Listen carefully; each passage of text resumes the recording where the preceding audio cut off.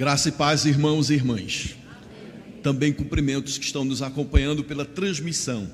Amados, vamos abrir a palavra do Senhor em 1 Coríntios, capítulo 1, e lemos os versículos 8 e 9. 1 Coríntios, capítulo 1, versículos 8 e 9. Nós iniciamos uma série de sermões sobre pelo que nós devemos agradecer, e hoje nós pretendemos encerrar com o versículo 9, pelo que devemos agradecer. Diz o texto sagrado: o qual também vos confirmará até o fim, para serdes irrepreensíveis no dia do Senhor Jesus Cristo. Fiel é Deus, pelo qual fostes chamados à comunhão de seu Filho Jesus Cristo, nosso Senhor. Vamos ler toda a igreja, 8 e 9. O qual também vos confirmará até ao fim, para serdes irrepreensíveis no dia de nosso Senhor Jesus Cristo. Fiel é Deus, pelo qual fostes chamados. Amém. Vamos orar. Senhor, fala conosco, nós precisamos ouvir a Tua voz. Queremos Te agradecer porque temos a certeza de que o Senhor já operou maravilha, milagres no nosso meio. E agora que através da Tua palavra, porque ao ouvi-la o Espírito Santo gera fé no nosso coração, que essa palavra venha gerar fé, fortalecimento, firmeza, ó Deus, destruindo todas as dúvidas e nos dando a graça da iluminação, da compreensão e da firmeza em Ti. Ó Senhor, me enche com o Espírito Santo, para que eu possa pregar a Tua palavra com fidelidade, e que essa manhã seja manhã de edificação, de renovação, em nome do Senhor Jesus Cristo, amém, amém. Amados, nos versículos de 4 a 9, o apóstolo Paulo nos apresenta 4 motivos pelos quais nós devemos agradecer. Lembramos que nós temos uma tendência ao descontentamento, uma tendência a reclamar, uma tendência a só observar e focar nas coisas negativas. E a igreja de Corinto, que era uma igreja com algumas dificuldades, com alguns problemas, com algumas imperfeições, Paulo não ignora esses problemas na igreja, mas Paulo olha para essa igreja e vê motivo para agradecer a Deus. No versículo 2 ele diz que essa igreja pertence a Deus, apesar dos pesares. Essa igreja pertence a Deus, e isso nos deve lembrar e reforçar a nossa compreensão sobre a natureza da igreja. A igreja é formada de trigo e de joio. O joio é necessário para provar e aprovar o trigo, faz parte da dinâmica da igreja. E nós, diante das demandas das relações interpessoais, nós somos provados por Deus, para firmarmos os nossos valores e a nossa confiança no Senhor. E no mesmo versículo 2, o apóstolo Paulo diz: aos santificados em Cristo Jesus, essa igreja foi santificada pela obra redentora de Cristo e chamado para ser santos. Nós já fomos santificados em Cristo Jesus, mas o Senhor nos chamou para termos uma vida de santidade. E quando a gente chega no versículo 4, no início o apóstolo Paulo diz assim: eu dou graças a Deus por tudo que recordo de vós.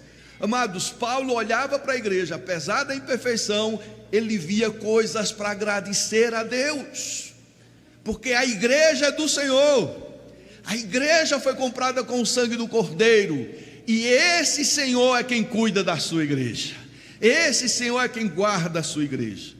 E Paulo aqui apresenta 4 motivos para agradecermos a Deus.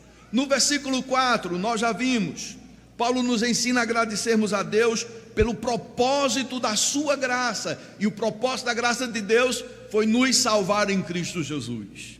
No versículo 5 e 7, Paulo nos ensina a agradecermos a Deus pelos recursos recebidos em Cristo, ou seja, os dons espirituais. Fomos enriquecidos nele, e esse enriquecido não se refere a bens materiais, mas a bens espirituais, a capacitações espirituais e sobrenaturais. O Senhor que nos chamou pela sua graça, nos capacitou pelo seu Santo Espírito através dos dons, para exercermos atividade na casa do Senhor. Não existe ninguém inútil na casa do Senhor. Amém? Não existe ninguém inútil na casa do Senhor. Deus te concede os dons, e esses dons direciona da parte de Deus aonde você deve atuar, aonde você deve agir. No versículo 6, querido, Paulo nos ensina a agradecer a Deus, porque o evangelho de Cristo foi confirmado em nós, ou seja, o testemunho de Cristo, o evangelho da graça nos alcançou, e nós fomos chamados de uma forma poderosa e eficaz. Antes nós não queríamos nada com Deus, com Jesus Cristo, mas Ele nos alcançou pela sua bondade, Ele nos confirmou pelo seu poder e pela sua graça. 3 motivos para agradecermos a Deus, mas há um quarto, queridos, um quarto motivo, e esse está agora nos versículos 8 e 9, e aqui Paulo nos apresenta esse quarto motivo. Nós devemos agradecer a Deus pela garantia da nossa salvação. Amém? Vamos repetir todos, devemos agradecer a Deus pelo quê? Pela garantia da nossa salvação. Veja aí o início do versículo 8, o qual também vos confirmará até o fim. Mais uma vez, por favor, queridos, toda a igreja, vamos ler com convicção, todos juntos.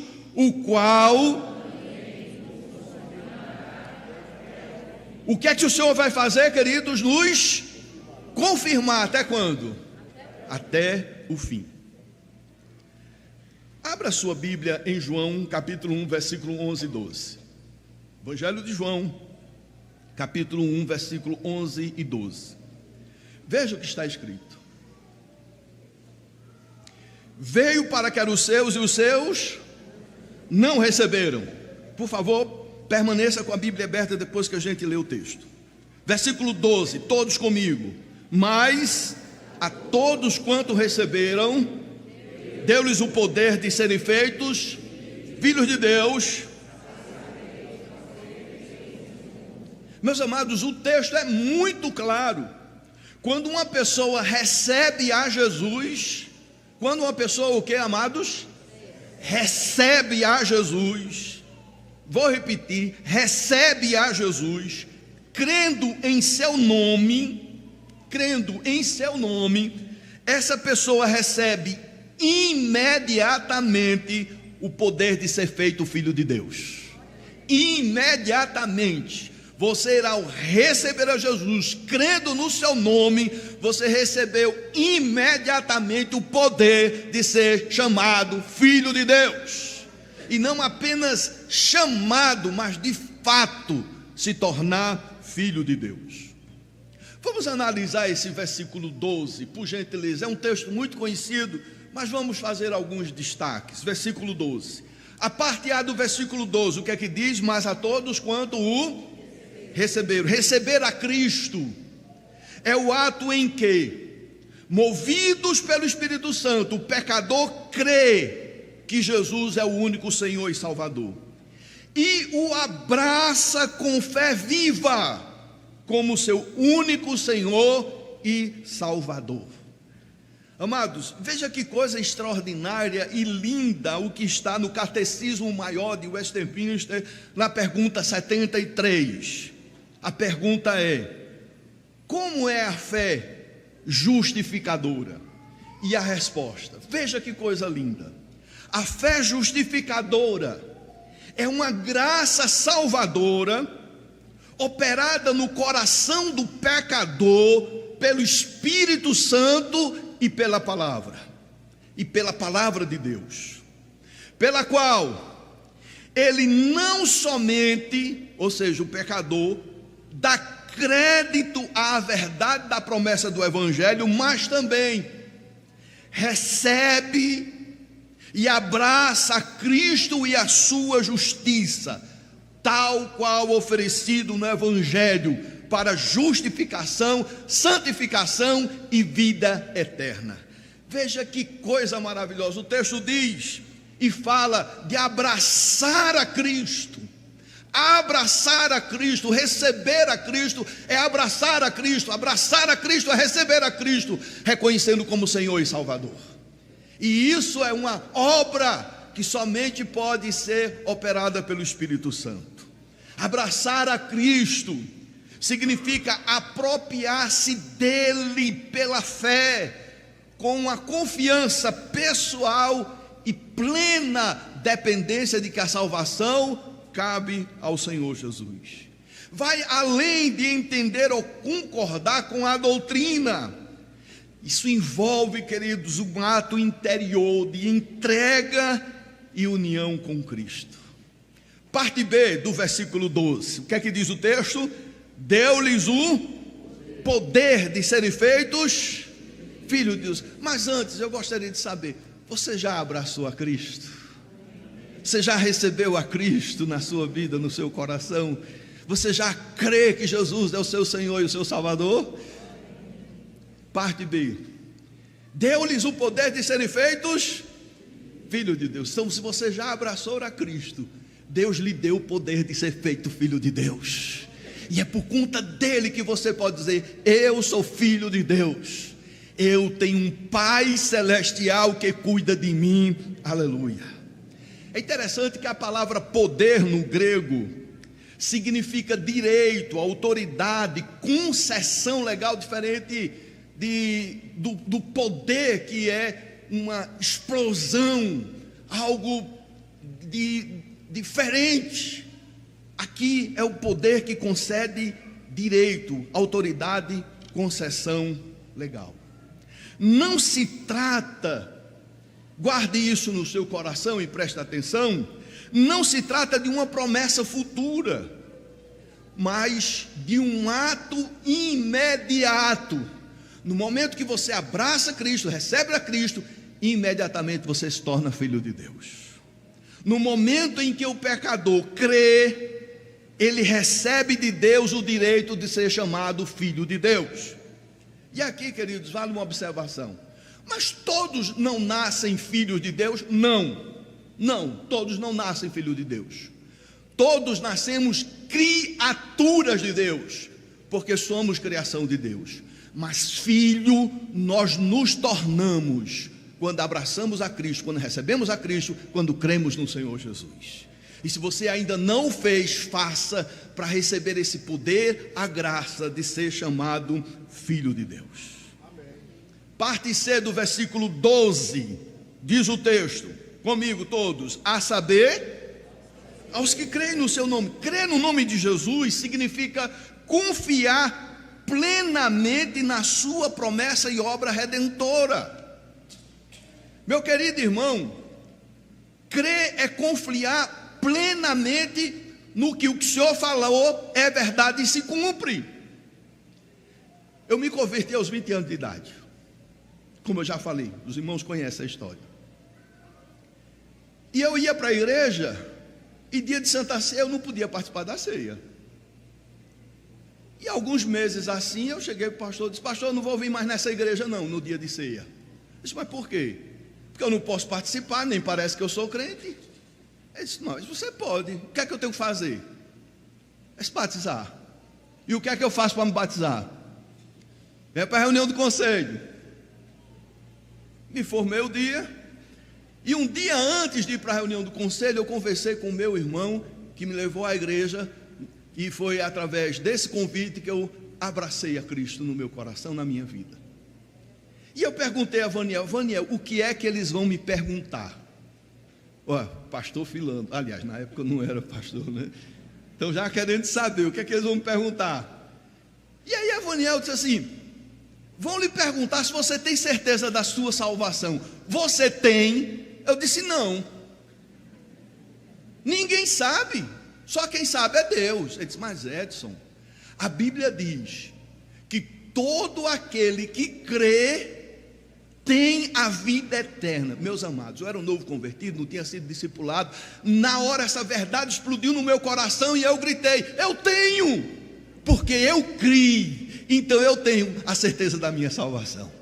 Crer, queridos, é isso, é confiar plenamente na palavra de Deus. Se Deus diz que é assim, então eu aceito. Se Deus diz que é assim, então eu creio. Se Deus diz que é assim, eu confio plenamente. Louvado seja o nome do Senhor. Eu posso dizer que sou filho, não porque eu mereço, mas porque Ele me adotou como seu filho. Louvado seja o precioso nome do Senhor. Amado, o nome representa quem Ele é, o Filho de Deus, Salvador e Senhor. João 1,12 ensina que o novo nascimento como filho de Deus acontece no exato momento em que a pessoa crê em Jesus. Não é um processo gradual ou uma recompensa futura, mas é um ato soberano de Deus que transforma o pecador em filho. Aleluia. Gálatas capítulo 3, versículo 26, está escrito: quem crê em Jesus, aliás, pois todos vós sois. Vamos ler, queridos, Gálatas capítulo 3, versículo 26. Olha o texto, todos juntos. Pois todos vós.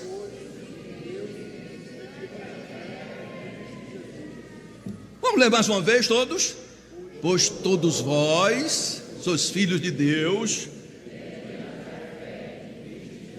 Quem crê em Jesus recebe imediatamente a salvação e é feito filho de Deus. E aqui vem uma pergunta importante, queridos, muito importante essa pergunta. É possível uma pessoa que recebeu o direito legal de ser filho de Deus perder essa adoção? É possível perder essa adoção aquele que foi recebido como filho de Deus? Em outras palavras, é possível um filho deixar de ser filho de Deus e perder a sua salvação? É possível. Amados, a doutrina arminiana diz que sim, que é possível perder a salvação, que é possível deixar de ser filho. É possível, sim, perder a vida eterna, o direito do céu. A doutrina romana diz que sim, é possível sim. É possível perder o estado de graça santificante. Mas o que é que a Bíblia Sagrada diz? A Bíblia Sagrada diz que não é possível perder a salvação.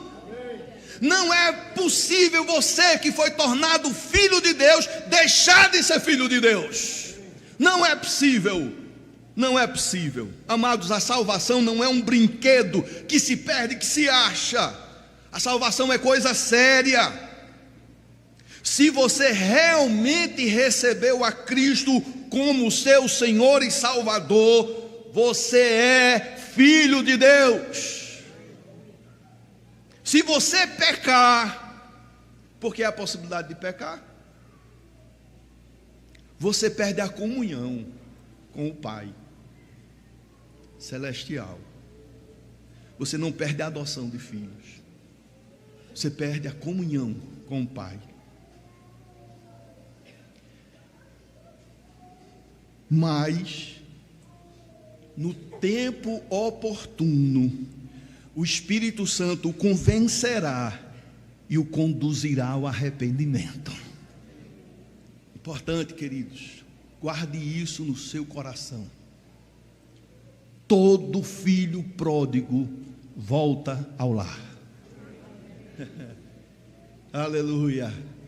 Todo filho pródigo volta ao lar.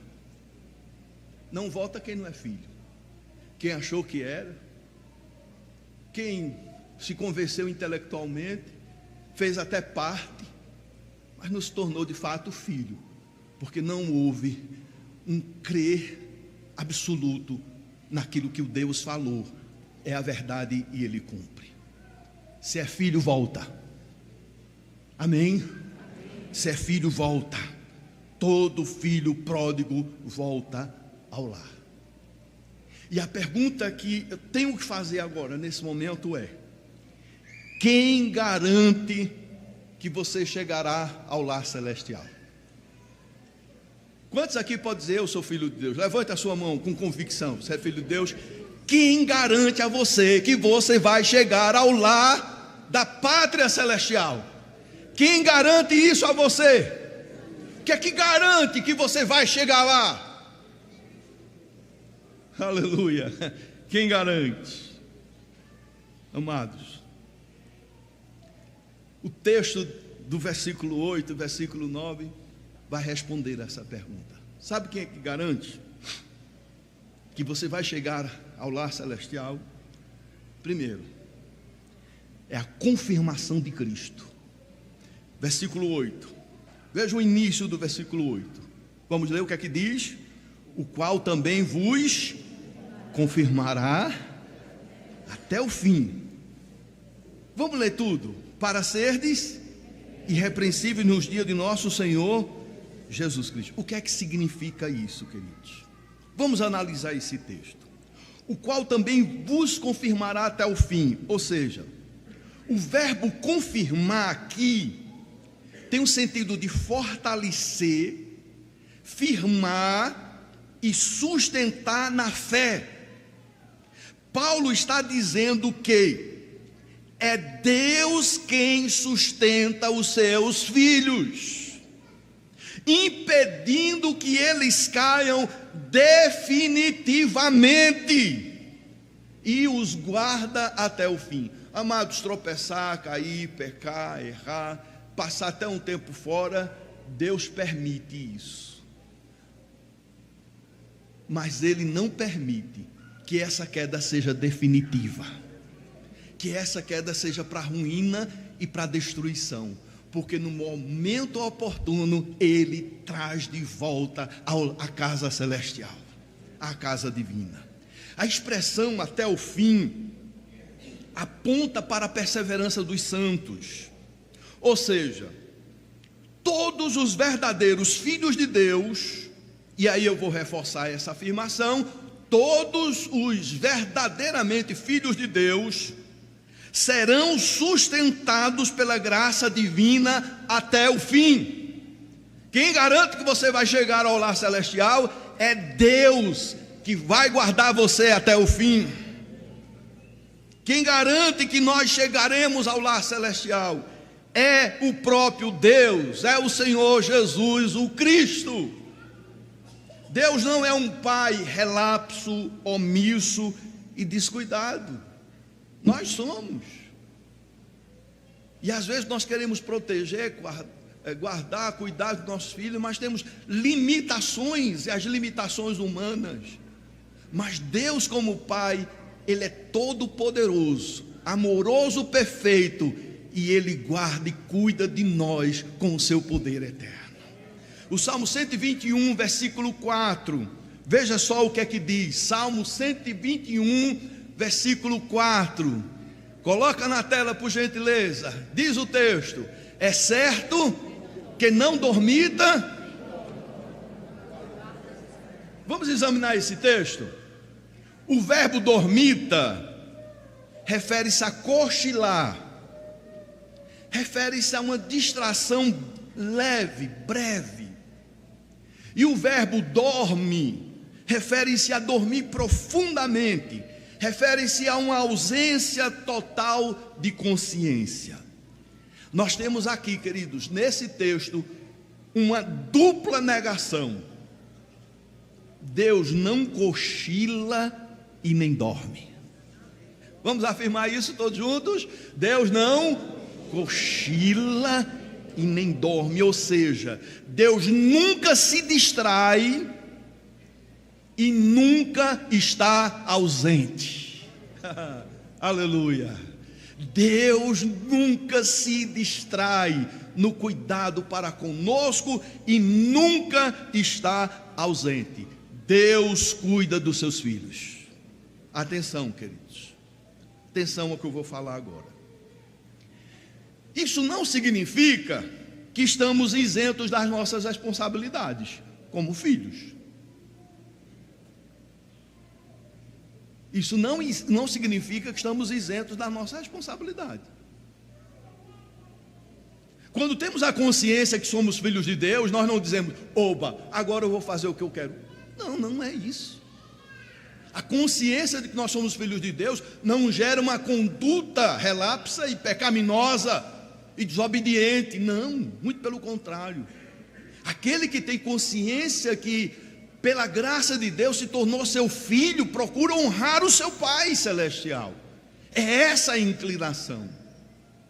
Como filhos, somos ordenados pelo Pai celestial a evitarmos a aparência do mal, a não desobedecermos os seus mandamentos, a resistirmos com firmeza aos ataques de Satanás e ao pecado. Isso é dever seu, obrigação sua, resistir, dizer não ao pecado, dizer não às coisas do mundo, dizer não às tentações malignas e vivermos de maneira que agrade ao Pai, ao cuidarmos uns dos outros e a buscarmos todos os meios de graça para nos fortalecermos espiritualmente. O que é que nós estamos aqui, queridos? Primeiro, para adorar, glorificar a Deus, porque Ele é digno de toda a honra e toda a adoração. Amém? Mas nós estamos aqui também para ser fortalecidos por Ele. Isso é um meio de graça. E por isso que quem pode não deve perder nenhum culto, nenhum momento de edificação e de fortalecimento, porque é nesse momento que nós temos uma visitação especial do próprio Deus fortalecendo a nossa vida. Como Pai, Deus ordena aos seus filhos que sejam obedientes. Eu vou repetir. Como Pai, Deus ordena aos seus filhos que sejam obedientes. E aos filhos rebeldes? De vez em quando um quer ficar meio rebelde. Aos omissos, de vez em quando uns querem cruzar os braços. Eu não vou me envolver com nada não. E aos filhos desobedientes, aqueles que sabem o que tem que fazer, mas não fazem. Amados, Deus como Pai disciplina. Deus como Pai faz o quê? Disciplina. Vixe, ninguém quer nem falar a palavra. Então eu vou perguntar de novo. Deus como Pai faz o quê? Disciplina. Disciplina sempre em amor, mas a sua disciplina fere. A disciplina de Deus machuca. A disciplina de Deus faz doer. A disciplina de Deus nos leva ao pó, mas sempre visa a correção, a restauração e ao fruto da justiça. E aqui nós podemos dizer com muita segurança: a disciplina de Deus sempre é eficaz. Isso merece um glória a Deus, amados. A disciplina de Deus sempre é eficaz. A nossa disciplina falha, não é? A nossa disciplina às vezes não corrige. A nossa disciplina às vezes não atinge o nosso objetivo. Mas sabe por que nós vamos chegar ao lar? E se nós nos rebelarmos, Ele vai exercer a sua disciplina em amor. E a sua disciplina vai ser eficaz para nos levar ao quebrantamento e a nos trazer de volta à comunhão com o Pai Celestial. Deus não vai deixar que nenhum de seus filhos se perca. Deus não vai deixar que nenhum dos seus filhos se perca. Pode se distanciar, se afastar, se rebelar por um tempo, mas o Deus que começou a boa obra, esse Deus vai completar. Ele vai agir. Evangelho de João, capítulo 10, versículo 27 e 29. Veja só o que aqui diz o texto. João 10, 27 a 29. Vamos ler esse texto, queridos. Não vamos nos apressar nesse texto, não. Vamos refletir nesse texto, porque tem uma mensagem tão profunda. Versículo 27. Disse Jesus: as minhas ovelhas ouvem a minha voz, e eu as conheço, e elas me seguem. Versículo 28.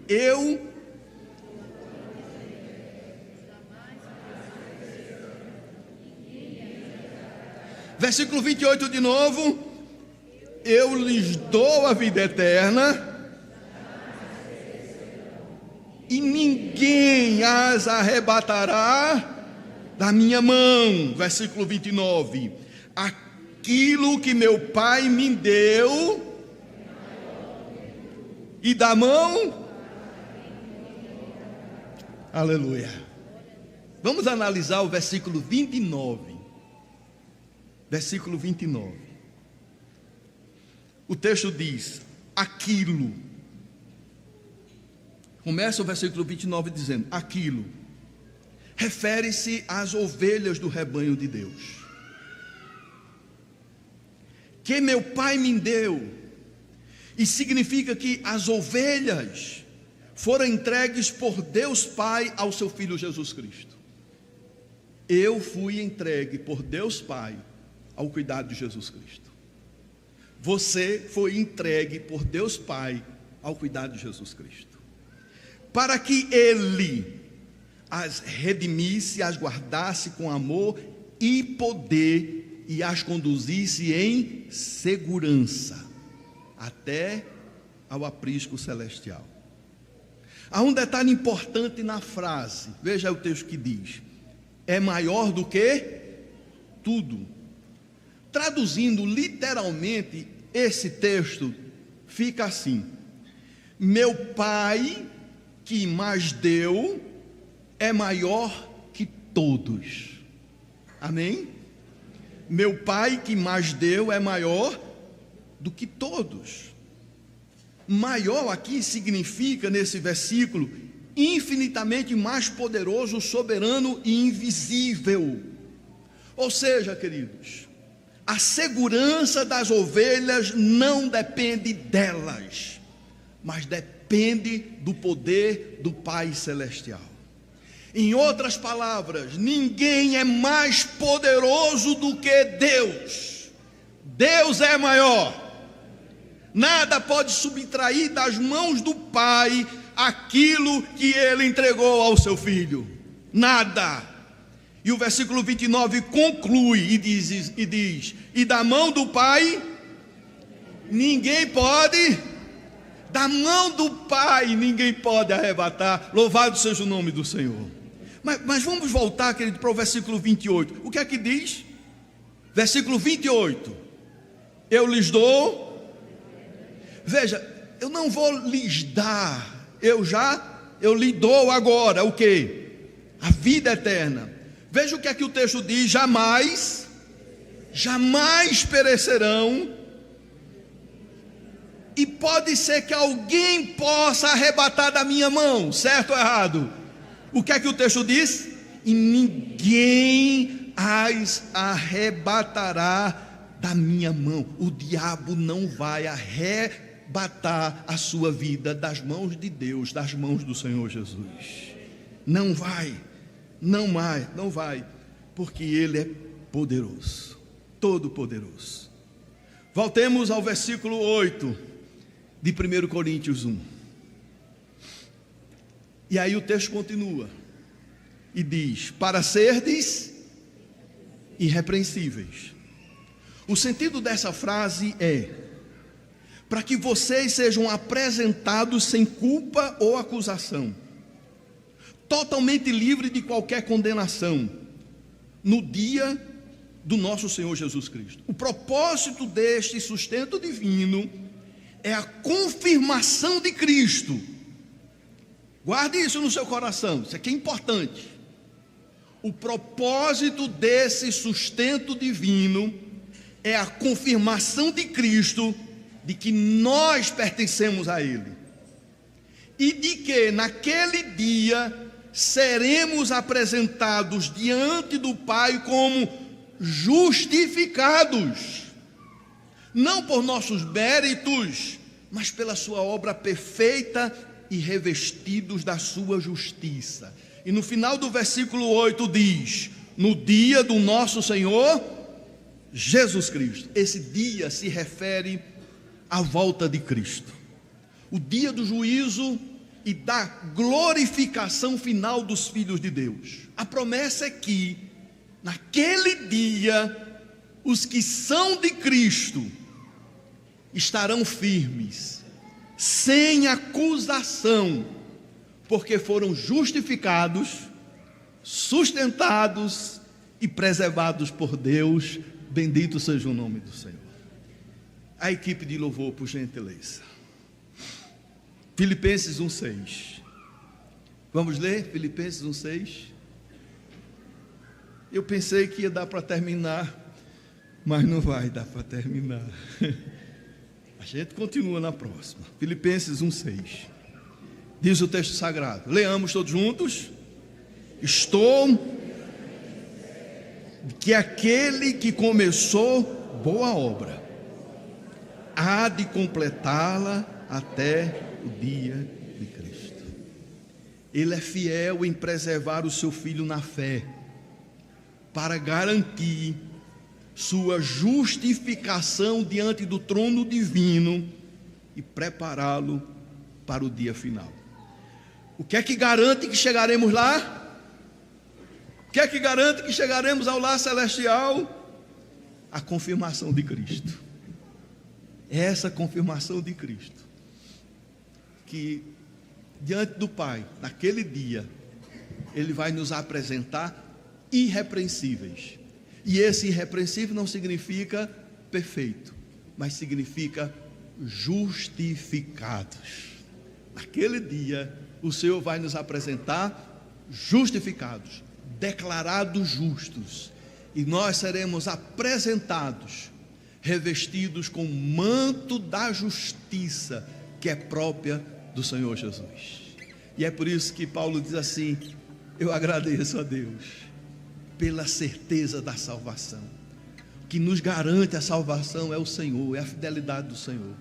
Mas você tem que fazer a sua parte, você tem que obedecer, você tem que cumprir os seus mandamentos, porque aos rebeldes Ele disciplina, e a sua disciplina é eficaz, mas dói, fere, machuca, humilha, mas Deus traz.